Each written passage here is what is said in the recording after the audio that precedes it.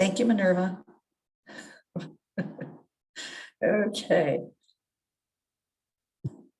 So today we have not only our illustrious regular presenters, Dr. Elliot Montgomery Sklar, who is an associate professor of healthcare sciences at Nova Southeastern University in Florida.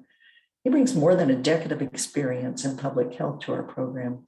He's worked in many capacities to support the needs of communities and caregivers, both as an educator and as a manager of community-based health programs in Canada and the US. Dr. Sklar is an expert in issues addressing aging in the LGBT community and has published and presented his work internationally. Lucy Barylak has a master's degree in social work from McGill University, and she's presently working as a consultant for a health network in Montreal, Canada. She's been involved in various research projects and has published numerous articles related to caregiving issues. She has lectured at several universities and colleges on innovative approaches to caregiving and presents annually at international and national conferences.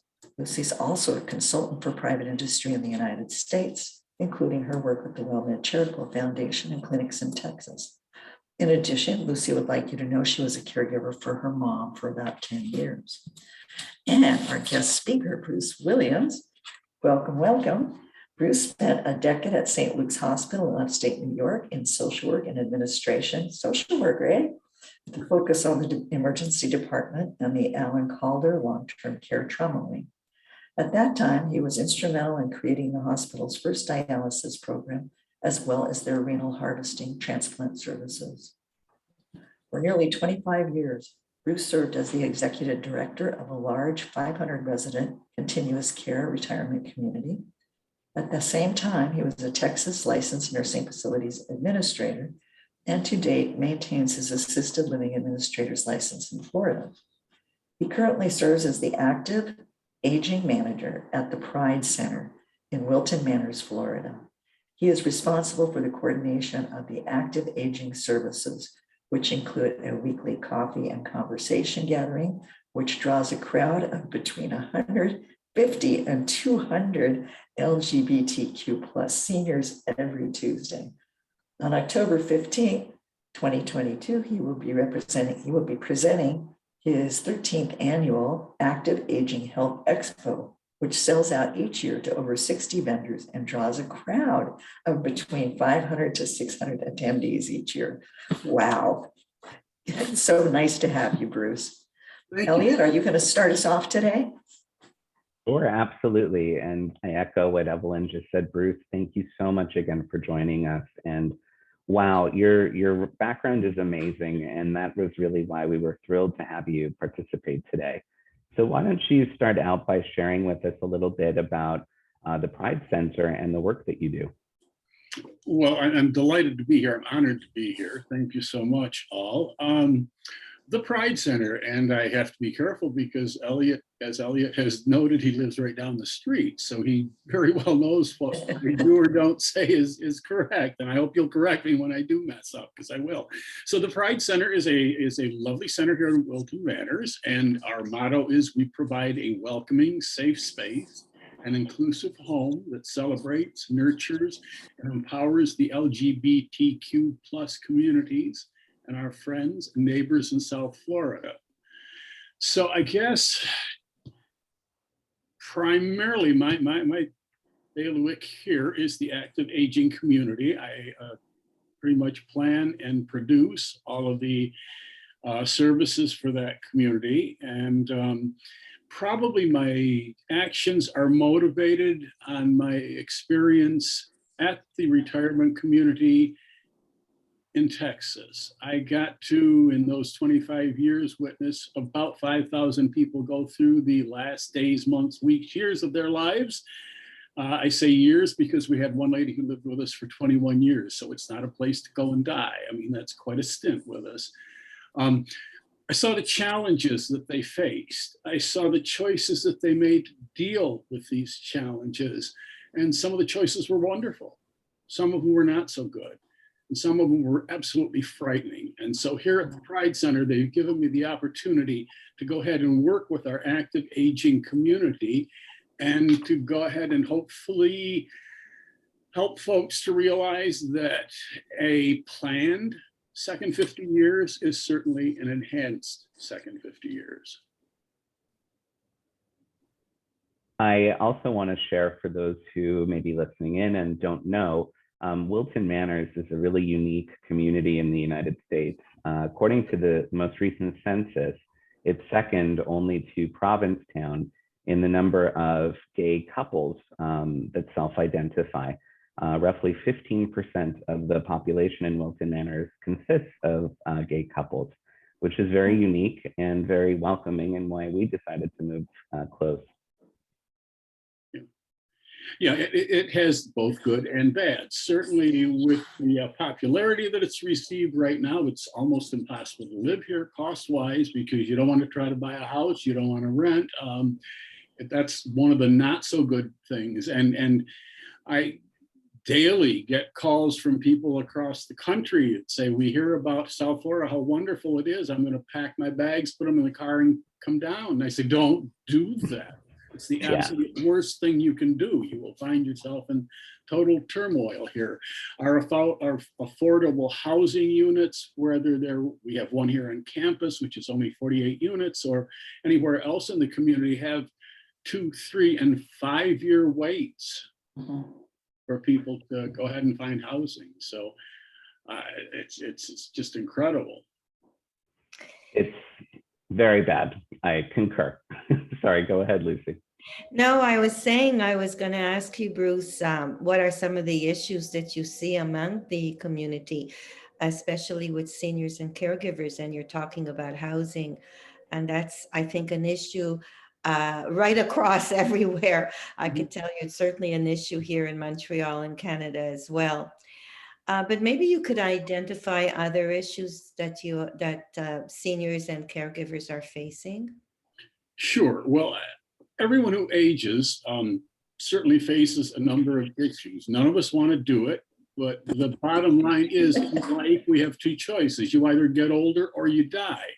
So, in many ways, it's better to embrace the first choice and get older.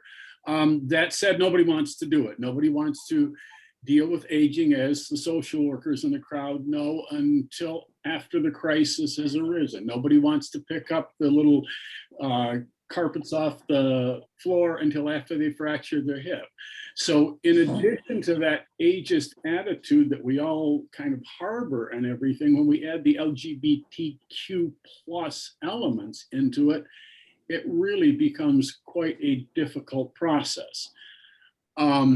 I try to utilize my Coffee and Conversation to address that. Coffee and Conversation was, and I took some notes, but I'm bouncing all over the place. So that's great. We like the bouncing. Okay, with the Coffee and Conversation, when I took it over, it had been in existence, I think, for about 3 or 4 years, and it never got any more than 20 to 25 people.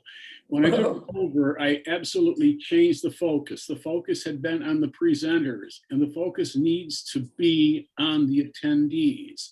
In the past, when they would open the doors, the presenters would be on the microphone, chastising, preaching, and everything. And as important as some of that might be, people don't want to hear that. And this would be probably back in 2009 when I took that over.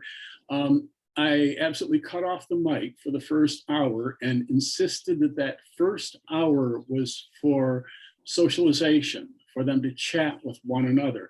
And at that time, although now we recognize the value, and especially after the pandemic, we recognize the value of socialization and reduced isolation.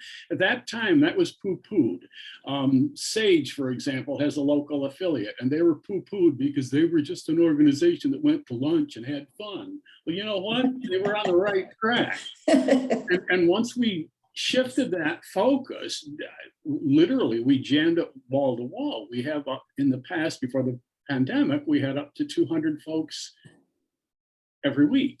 We're back up to about 140 right now, which is not too bad considering we're coming out of the pandemic. I almost shot myself in the foot with it, quite frankly.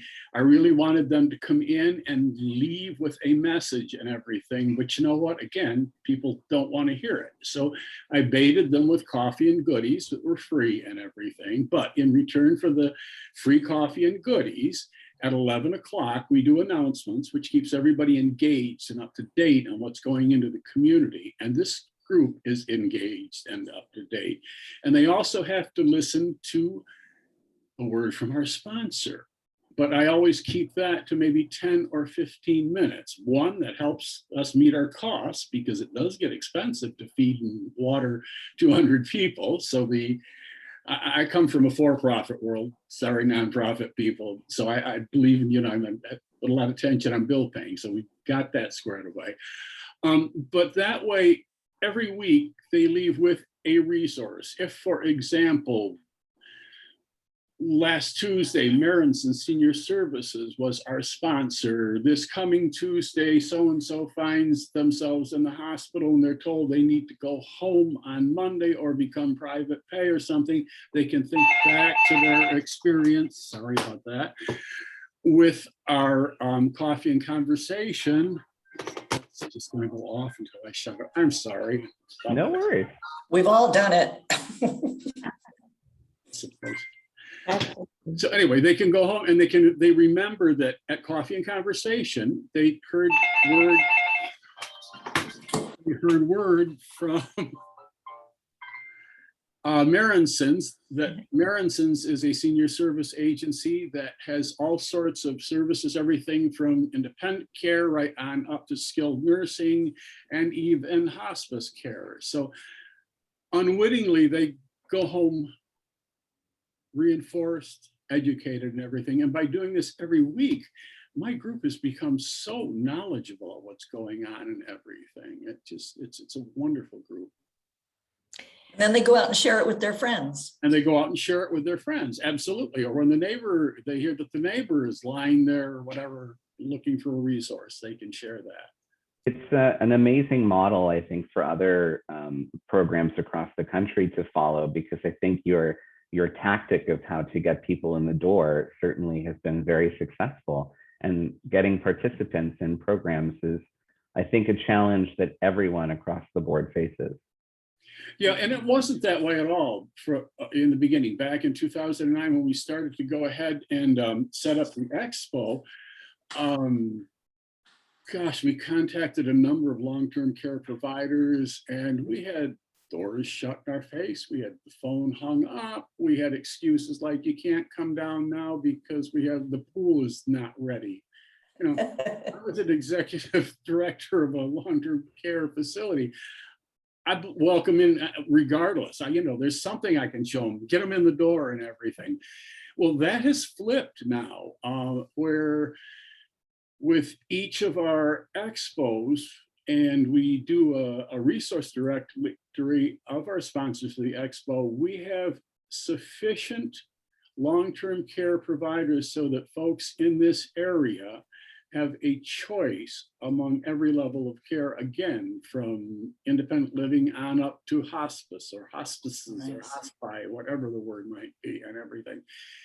I also realize that we're very fortunate that, and as Elliot mentioned earlier, go a few miles north and the whole situation changes. So that's why everybody wants to move to your area. Well, yes, to a degree, because we do have culturally competent providers in so many ways. And I've lived in rural areas in upstate New York. I've lived in rural areas in Texas, and certainly been here in Florida. And it's a whole different thing. Unfortunately, the choice often is not there, and it's sad and tragic that it isn't. If I may, Elliot, just to follow up, I mean, it's what you're saying is really true, and your model seems to be working. The thing is that I think there's a lot of information and education that needs to be given to healthcare workers, because if we want to see any change or adapting things the way you're doing it, people need to know about it, and people need to be educated about it. So I'm going to ask you a question. What do you think healthcare providers nationally can do to be more sensitive to this population? A number of things. If they truly on a national level want to be supportive, I would certainly align myself with the HRC, Human Rights Commission, and their Health Quality Index and everything, and with SAGE USA. All of these groups go ahead and provide cultural competency training. And if nationally they want to put on a persona of support for us, then they can go ahead and get their employees certified in this. And they can proudly display a certificate that their employees have been trained, which indicates that they have a strong support for our LGBTQ plus community. That said, the reality of it, it boils down to a very, very, very individual facility. And yes, I use facility, and I know people don't like that, but to facilitate means to make it easier. And in long-term care, if you can in any way make it easier, better cling to it, because it's a necessary thing. So this is just not going to stop. It's okay. You're a busy guy. How it is. Unplug it. Yeah, maybe that'll work. I don't know if it will. We'll see. When I said that you were one of the busiest people that I knew of, This confirms I wasn't kidding.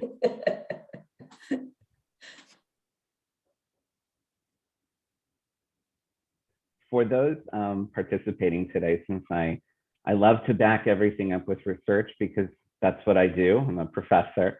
The Human Rights Campaign that Bruce was speaking of, their long-term care equality index measures policies that prohibit discrimination on the basis of sexual orientation or gender.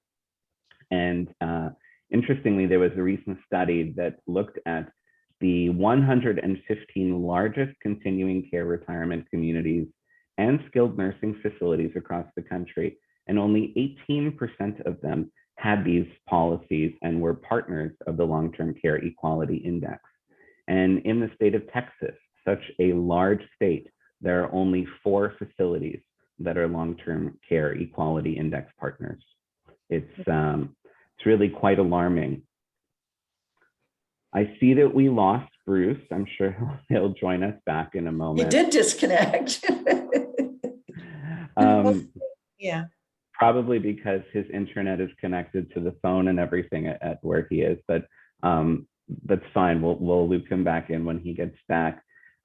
What he was talking about is really so important, and that data that I was just mentioning. One of the other things that Bruce has mentioned as an issue among our community here locally is affordability of housing. But I think we've heard that as a theme through our series this month from our other participants, whether it be in Dallas, in Austin, certainly, and here in South Florida. Cost of living has gone up quite a bit. And unfortunately, a lot of our community members don't feel very safe in rural areas, which limits choices. So welcome back, Bruce. We filled in, and I was sharing some information about the Long-Term Care Equality Index that you were mentioning, and that recently some research came out looking at the 115 largest facilities across the country, and only 18% of them had policies that were aligned to the Equality Index. And in the state of Texas, which is where the WellMed Charitable Foundation is based out of, only 4 facilities exist across the state that have policies that prohibit discrimination based upon gender or sexual identity. Bruce, you're on mute, but with that, I'll turn it back to you for your insights.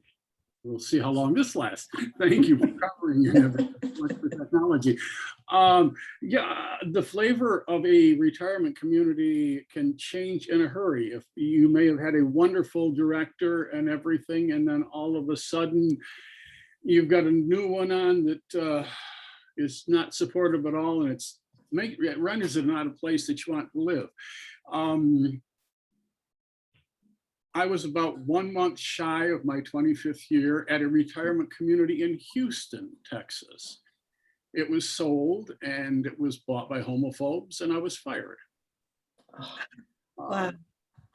for being gay and everything. And this was back a number of years, and there was no recourse. It's a right to work state anyway, which means it's a right to fire state and everything. And fortunately, coming over here now, talk about healing wounds and everything. With my coffee and conversation, I have one executive director who often will come and support us at the expo and address the coffee and conversation group as Steve Rule, the executive director of Park Summit. On other occasions, he will come and represent Park Summit as Barylak and does a number in full drag. And I think how wonderful that the five-star company supports that and everything. So, you know, we do see some progress, but along with the progress, you just don't ever know when you're going to come up against one of the ones that's not so progressive. Bruce, something you said just like caused my stomach to sink. And one of the things we've talked about, no, it's good. Across this program this month has been the life experiences of community members and how things may have progressed or have not progressed. And I was a graduate student working at the university where I was pursuing my graduate studies, and we had a change in leadership in the department where I was working, and this was right before Thanksgiving, and we were all asked what our plans were for the holidays by our new director who had just been released from the military. And I had said that my husband and I were having a quiet Thanksgiving at home, and later that afternoon I was given an envelope that my services were no longer needed. And Bruce, it looks like you and I might be about 2 or 3 years apart in our age, but a little more than that, but thank you.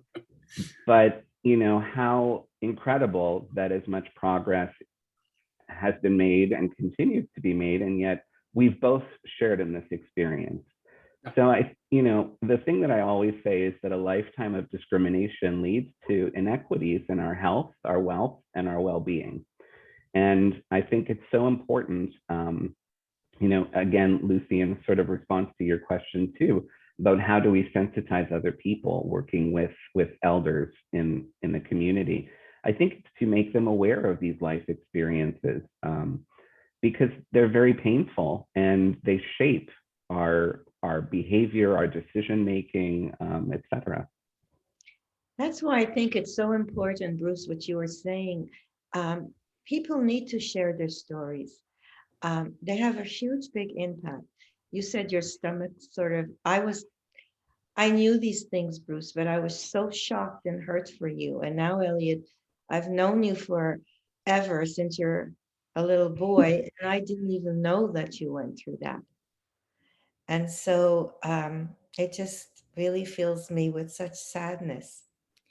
So going back, I think that what you were saying, where people have an opportunity, when I say about training and sensitizing healthcare workers, I mean, it's not for them to just stand there and sort of talk about it. I think we have to give people a chance to voice their experiences, because only then can you feel the impact, the actual impact of what it feels like to be discriminated against. So it's something that we're always learning, because Elliot and I have a series on educating and sensitizing healthcare workers about caregivers. And then we always include this community as well, because there's such a need to do so. Back here in Montreal and Canada, it's a different kind of healthcare system, but regardless of that, there's still a lot of discrimination, for sure. Yeah, and Absolutely.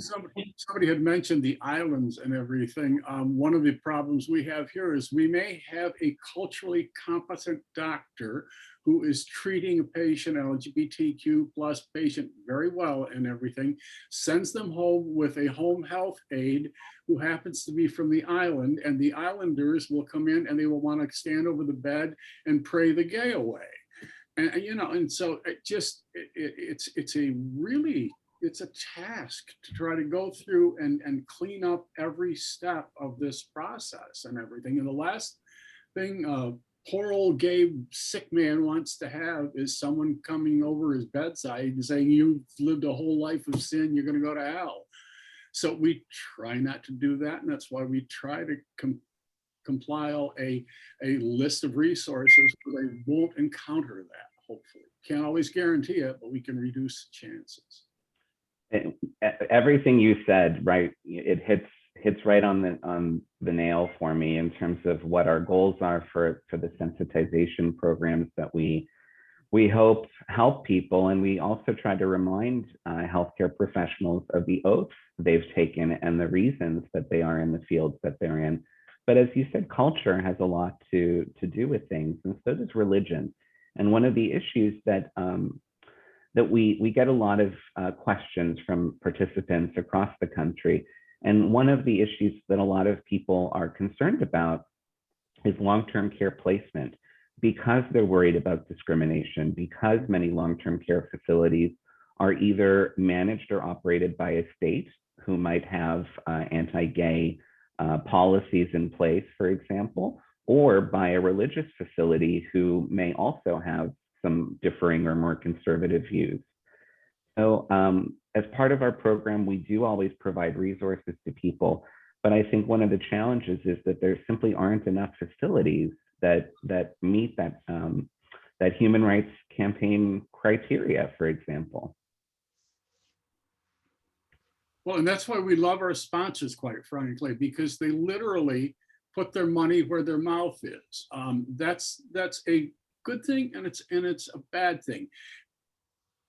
Business people have discovered there's a lot of money that's available to be made by the LGBTQ community, and they want to kind of come and carpetbag from it. And I have a hard time with that. I really think if you're going to go ahead and try to do business in the LGBTQ plus community, that you probably ought to invest in it a little bit. And we have a number of folks that really, really do. And that way, they're in all of our publicity. Everybody, they're out loud and proud. People know that this is what they have claimed and are saying they're going to do, that they're going to support us and everything. And I think that helps. I would agree. We've had the question before from people working at long-term care facilities and healthcare centers.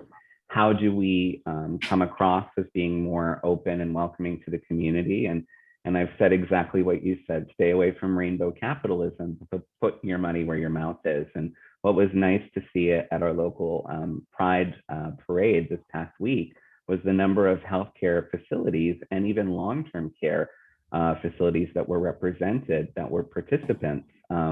That's one of the reasons why I live where I live. And unfortunately, as you said, Bruce, the cost of living as such has become really prohibitive for a lot of people. But I feel like our options are limited in where we feel like we have safe spaces to be able to live and grow and live out our lives, unfortunately. So what do you think other communities, Bruce, can do to be more like we are here, and to have someone like you working in the community and bringing people together? Well, it's kind of a long process, and of course it has to be individualized to whichever community it is. Gosh, I've got a couple young friends who years ago were doing Broadway in the city of New York and everything. One was a pianist and one was a vocalist, and they moved upstate to a very, very rural community and have lived there ever since. They own the American Hotel at this point. It's not far from Cooperstown, but these two guys have gone into this rural area and just endeared themselves to the whole surroundings. It's become a hub for people to go out of the city in the summers and everything. So it's become its own little rural gay mecca. So it can happen. I've done a lot of these programs, for example, for Centerlink, and some of the questions that come from the audience is that we just don't have the finances to start a program like Coffee and Conversation. It doesn't take any money. If you're just starting it, all it takes is a pot of coffee and a dozen donuts. And when you outgrow the pot of coffee and the dozen donuts, by that time, you'll probably have enough people that can drop $1 in the kitty or 50 cents in the kitty so that you can buy 2 pots of coffee and 2 dozen donuts and everything. So, and we've kind of been fortunate enough to serve as mentors to wonderful, wonderful collaborators. And now the Compass Center is up in Palm Beach County, north of us, and Julie Seaver, Joe Kolb, and Adrian Percival came down to our Coffee and Conversation on numerous occasions to kind of see how we were doing and everything. And now they have their own program that is just butt kicking. It's just fabulous what they're doing up there. They're just outdoing everybody in the area. Same thing from our neighbors to the south. Cindy Brown with Lambda Living, and Fred, I can't think of Fred's last name, but some years ago came up to see what we're doing here, and they've started their own program down there. So, you know, we can share what we do and everything, and it can be done in all sorts of different communities. No, I was really interested in what you said before about ageism. Mm. Because as you're talking and in long-term care, and I worked in the long-term care setting for many years and then was responsible for quite a few of them in the area. And it always shocked me when the staff giggled and about seniors being affectionate to each other. They have a boyfriend, she has a girlfriend.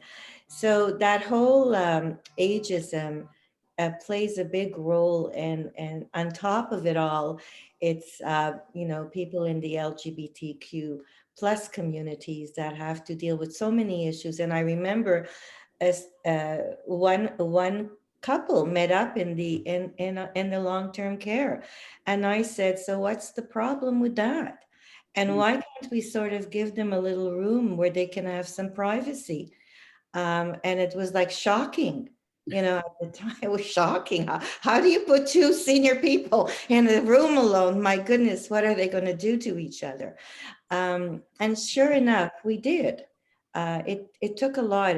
We had to go to the board and explain it, and so that people could have a little bit of privacy in a nice little room, maybe have some coffee. There was always like tea or something there.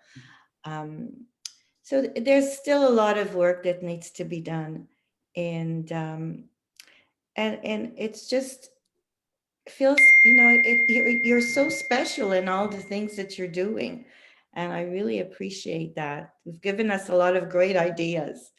I was also wondering if anybody in our audience has any questions or things like that, or for Bruce or for you, Elliot, or for myself. Or any comments. Yes. And all you need to do is, if you're on the phone, is to press *6. I have a website. I can see that you've pressed it. And if you're on Zoom, just unmute yourself and I can also see that. We'd love to hear from you. It always makes our podcast more interesting. And I think nobody can share with the caregiver like another caregiver. So you have a lot to offer. And just while we're waiting for that to happen and everything, I wanted to mention at one point we were talking about individual stories, and Sage USA did a project called Sage Stories some time ago. And it was really tough getting my group to go ahead and participate in that. And I think we wound up with only 10 people that did, but their stories were just absolutely gripping. We had one man who grew up here in the Miami area, and you know, we're talking 60 years ago. One morning his mom loaded him into the car and drove him up to North Florida, into the country, And I guess she must have had a sudden change of heart, but she shared with him that in the glove compartment, she had a pistol and she had planned on killing him there in the wooded area and leaving his body there. I mean, this is how severe the situation has been in the lives of the people that we're serving. It's not just a little slap on the hand. It's been a dire experience in many ways. And I think part of the problem is it's gotten enough better so that folks don't realize how bad it could get again if we don't take some sort of activity to change that. And all of the demonstrations and the chicken wire angels and all of that don't change it. The only thing that will change that is voting. And I'm on a rant here, and that's probably not what you want to hear. But we're trying here within our coffee and conversation. My coffee and conversation group are regular voters, and we all know how they vote. We're nonprofits, so we can't tell them how to vote or anything, nor do we want to. But we, in the past, I think we have failed to really reach out and connect with the younger folks who are not voting. And we're trying to correct that again this year. I've got League of Women Voters that's coming to Coffee and Conversation to register voters next Tuesday. And we've put out a dedicated e-blast to all of our members of the Pride Center of all ages. And hopefully we will get people engaged in that. Because again, the only way to make change is to vote. Paloma. Yes, I wanted to mention that we all deserve to be treated with love and dignity. And I did want to mention that in our organization, they are offering this year, they offered trainings in regards to how to treat our members and the LGBTQ plus communities. So that's a good start to get the conversation going and teaching. You know, treating them with empathy, because like you say, there's a lot of aging population in the community. So we have to learn to treat them with respect and dignity. What kind of agency do you work at, Paloma? Centene, it's superior. It's a managed care organization. We were offered the trainings, and we some of us did take an opportunity to take advantage. Good for you. Great. Thank you for sharing that. Yeah, and anyone that's, you know, in going through training and everything, you're going to make mistakes. Those of us that are in the field a half a century make mistakes, especially now with transgender issues. That's a redeveloping area and everything with the pronouns and everything. But most of us just at least appreciate it if you're making an effort to learn. And if you oops, okay, oops, and then we'll move on together and we'll do a little bit better the next time. Yes, I agree. Absolutely. Thank you, Paloma. Thank you. Now, Bruce, given your extensive background in long-term care, as I mentioned, one of, I think, the top questions that we get is from people concerned about mistreatment in long-term care and what can they do if that occurs. Now, we typically refer them to their local AAA and their ombudsman, but what advice do you have, or what are your thoughts about this? Make a change if possible. I don't think anybody, if there's any alternative, if the individual that is the patient there should not be enduring that. They're past that point in their life where they can make the changes and everything on their behalf. If there's any way to make a change of facilities, do that. I had a call last night, and that may be what the phone is ringing off right now, of an individual. Actually, she's a professional social worker who is a professional caregiver who is working with a gentleman who's in a facility that's not particularly sensitive to his needs. And when I get to talk with her, the suggestion will be, if there's any way, get him out of there and everything. That's not always the choice. And other than that, there's not a whole lot of recourse. You know, until you start getting to the point of calling in the police for that and everything. And it gets uglier and stickier. And again, the easiest way, if at all possible, change venues. I think that's great advice. Something we do tell people too is to document every exchange and interaction that you have with administration. If it's a phone call or a informal visit, recap with an email clarifying upon what was discussed, so that if it unfortunately does get sticky or ugly, you have some documentation to back it up. Yeah, and if it can be done from beforehand, when folks are looking, when they're vetting different facilities, I always suggest that's certainly the better time to do it. Go ahead and work with the marketer and everything. Do your first walkthrough with the marketer and everything, but then make an appointment with the executive director. If he or she is too busy to meet with a prospective resident, move on down the road. That tells you something right there. Meet with the executive director, because they are the ones that will be laying out the foundation of how the patients, the residents, are going to be treated. A marketer is doing his or her job. Their job is to fill apartments and make commissions. So it's always wise to go one step higher and meet with whoever's in charge to see if they are truly LGBTQ plus supportive. No pun intended, but that's very sage wisdom. Yes, it is. And Bruce, I appreciate also what you shared about politics, because unfortunately there is no way to separate our community from politics at hand and the importance of voting. As we were speaking about marriage as an example, and we work with caregivers, without marriage, there is no Family Medical Leave Act benefit. There are so many nuances that people don't recognize as being so very important. And the issues right now that we have in the Supreme Court as it relates to women and the right to choose, it's part of the same amendment as gay marriage. And that's why it's such an issue of concern for people and fear that that too could be overturned. So, ours is not a political platform, certainly not, but it's an issue in which our rights are very much on the line, and it's tied very much to politics. We've heard about the Don't Say Gay bill in Florida, but many people don't know that I think it's now 11 other states that have also enacted the same policies. People don't know that if gay marriage is overturned on a federal level and it's up to each state, I believe there are 29 states in which gay marriage would be prohibited or banned. So, it's a very critical time, I think, for many people, and also for caregivers and for younger community members. As we're aging, we need to have the right documents in place. That includes voting, certainly, but also living will and hospital visitation forms that we talk about, and all of those important things. I don't know where we are on our list of things, but I just, so that we don't miss it, because you're sparking this thought here. We've worked closely with AARP lately, and I'm really, really glad to see that for a number of reasons, because at one point,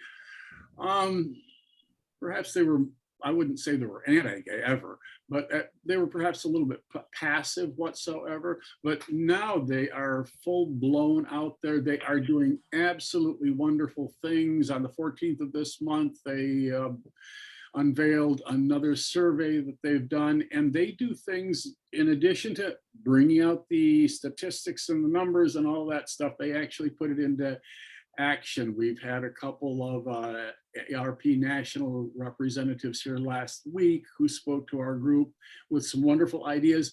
And one of the most wonderful tools that I've seen come across is they now have their AARP LGBTQ, they don't add the plus, community caregiving guide.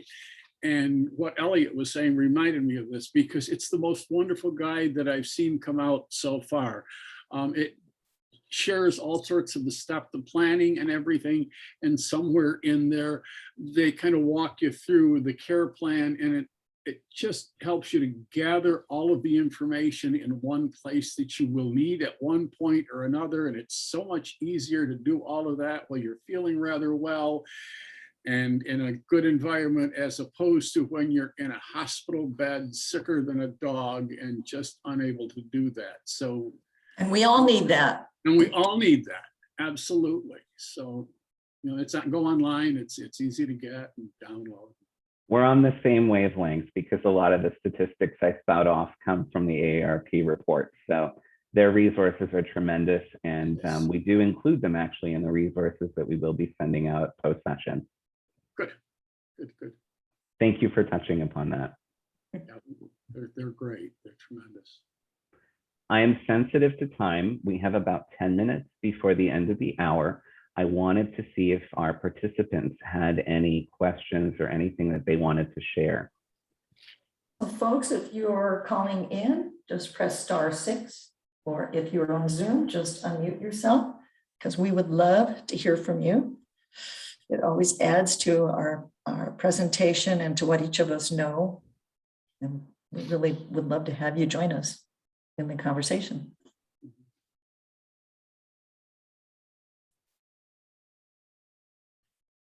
Well, Elliot, let me ask you a question. Yes. What do you think higher education's responsibility is around training for LGBTQ plus? It's an excellent question. So as you shared at the top of the hour, I'm a professor at Nova Southeastern University.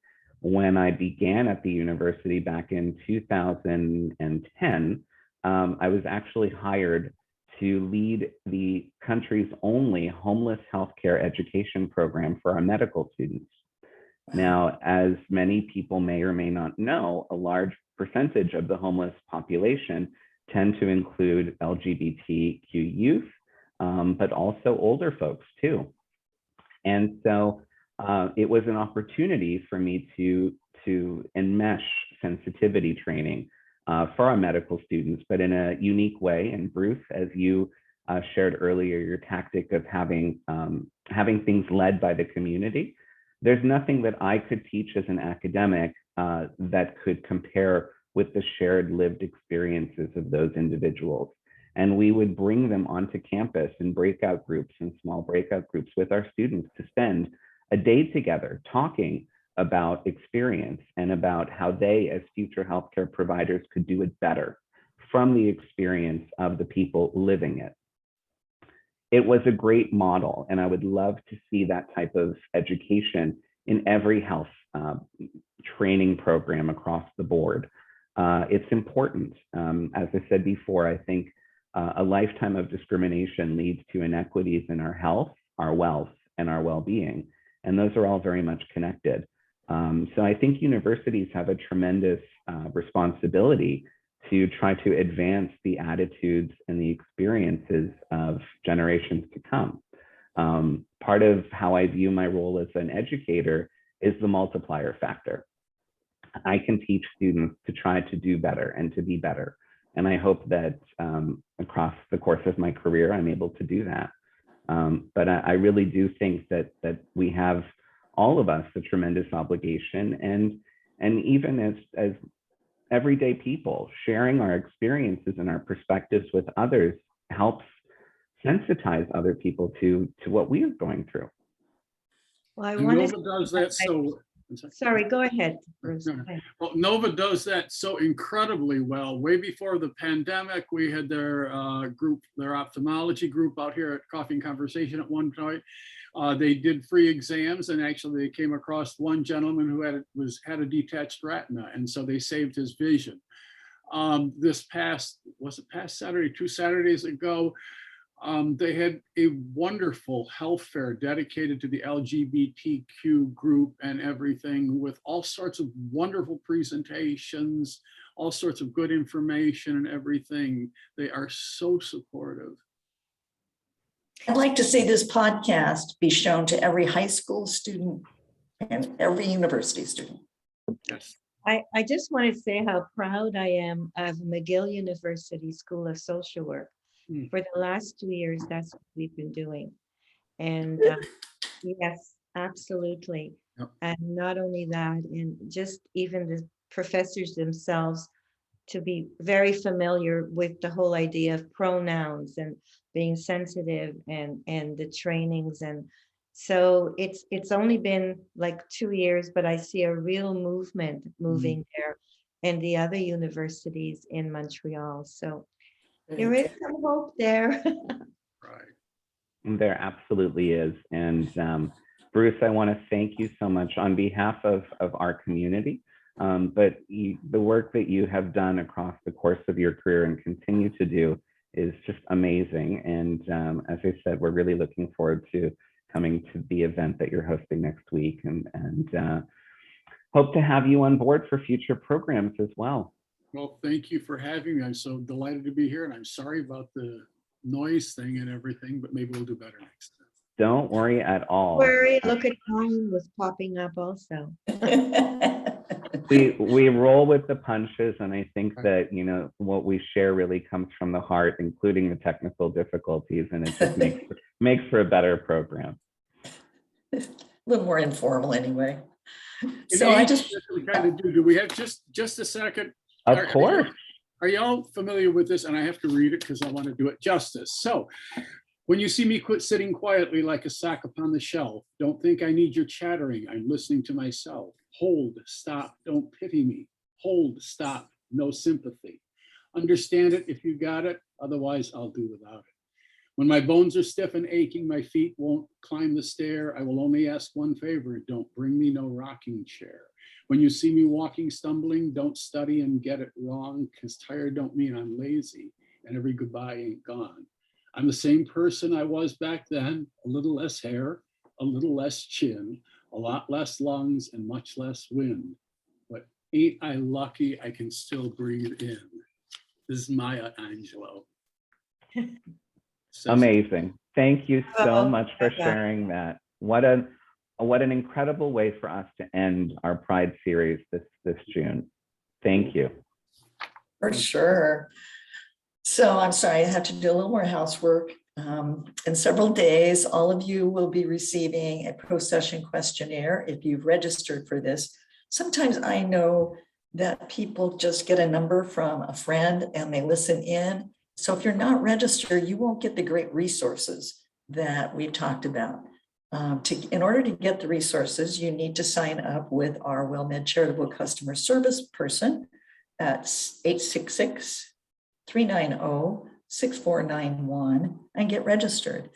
And once you do that, it's great because then you get the monthly calendar and you get all the information about the website where all the podcasts are. So it's really worthwhile. Now, when you get the questionnaire, we also ask you to fill it out. If possible, in some detail, let us know how we did and what we can do to improve. I really want to take a minute to thank our expert speaker, man, Bruce. You're a wonderful, engaging, fabulous speaker. It was really nice to have you here today. I'd also like to thank all the caregivers who are on the line today. Such a tough job, and you are the backbone of long-term care. We have two sessions still coming up this month. Let's see, this afternoon, actually, at 1 o'clock Central. Jamie Heisman will be talking about mental health as caregiver in the times of COVID. And then next Wednesday, I'll be talking about the daily challenge of mental wellness.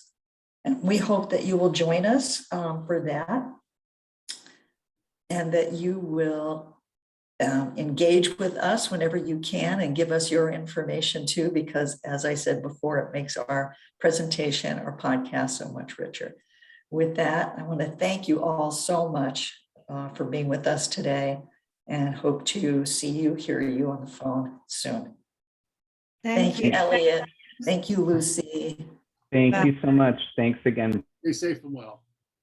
Yes. Bye-bye. Bye-bye now.